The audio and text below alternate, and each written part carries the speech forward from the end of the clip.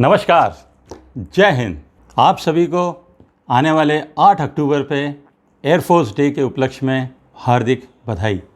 8 अक्टूबर को 1932 में हमारी वायुसेना की स्थापना हुई थी और हम ये दिवस हर साल मनाते हैं। इस बार 88 एयरफोर्स डे हम लोग सेलिब्रेट कर रहे हैं और इस उपलक्ष्य में I extend my warm gratitude to all air force personnels and the whole nation, the whole India is having a gratitude towards our air warriors, and I salute them and their family for their vigor and valor. Nabha Sparsham Deeptam. Nabha Sparsham Deeptam means touch the sky with glory. ये हमारे वायुसेना का आदर्श वाक्य है। आज मैं आपको थोड़ा सा इस वाक्य के बारे में बताऊंगा। ये वाक्य गीता के 11वें अध्याय के 24वें श्लोक से लिया गया है और ये तब हो रहा होता है जिस समय कृष्ण भगवान अर्जुन को समझाते हुए गीता का उपदेश देते समय अपना विराट रूप दिखाते हैं और उस समय अर्जुन कहता है, नभ स्पर्शम दीप्तम नेक वर्णम व्यात्ताननम दीप्त विशाल नेत्रम। इसका मतलब ये हुआ कि अर्जुन जो है भगवान से कह रहा है कि आपका जो इतना विशाल रूप है जो कि आकाश को टच कर रहा है, आपका मुख इतना विशाल है, तरह तरह के उसके अंदर जो रंग हैं वो दिख रहे हैं, ज्वाला के समान दिखाई दे रहे हैं, दीप्ति के समान दिखाई दे रहे हैं और इससे अर्जुन भयभीत होने लगता है। हमारे एयरफोर्स का भी इसी तरह का मोटो है कि जब हमारे फाइटर्स मिसाइल्स आकाश को टच करते हैं तो दुश्मन में भी इसी तरह से भय व्याप्त होने लगता है।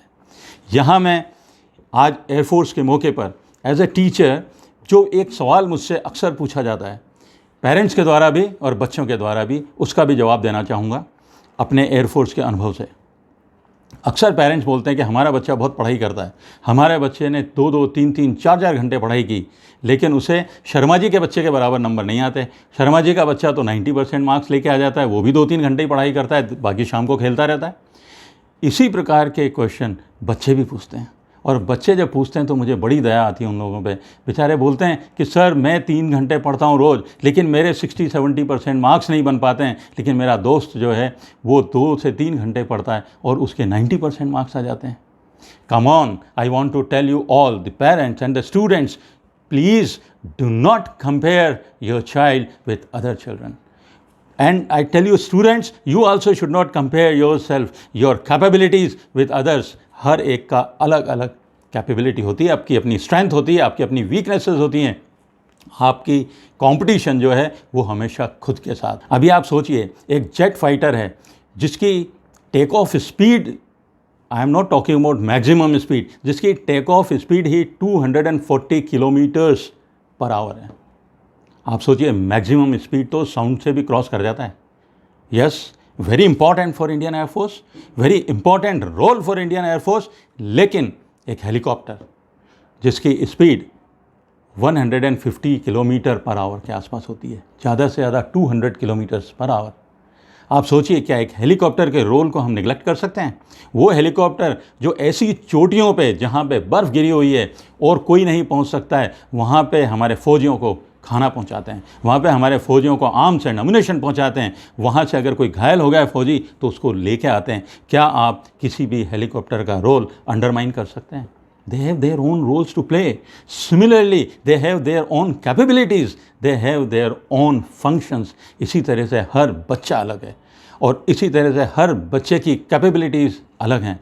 हम कैसे कंपेयर कर सकते हैं एक दूसरे को? I want to tell you one thing, whatever counts for success, I repeat, whatever counts for success, you cannot count them always. जो चीज़ आपकी सक्सेस के लिए काउंट करती है ना, उन सबको आप काउंट नहीं कर सकते। See, everyone is a genius. If you judge a fish by its capability to climb a tree, this poor fish will live its whole life believing that it is stupid. Now I repeat this, I will change two phrases. If you judge a helicopter by its speed, if you judge a helicopter by its speed, that will not be fair because it has its own capability.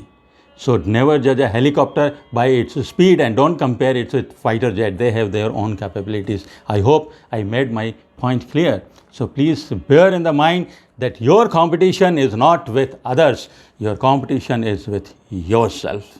इन्हीं विचारों के साथ अंत में सिर्फ एक बात और बोलूँगा, नभः स्पर्शम दीप्तम, touch the sky with glory. And once again, I salute my Air Force friends and all the Air Force personnel. My gratitude to you and congratulations on Air Force Day. इसी के साथ फिर मिलेंगे अगली बार एक और वीडियो के साथ. तब तक नमस्कार एंड जय हिंद.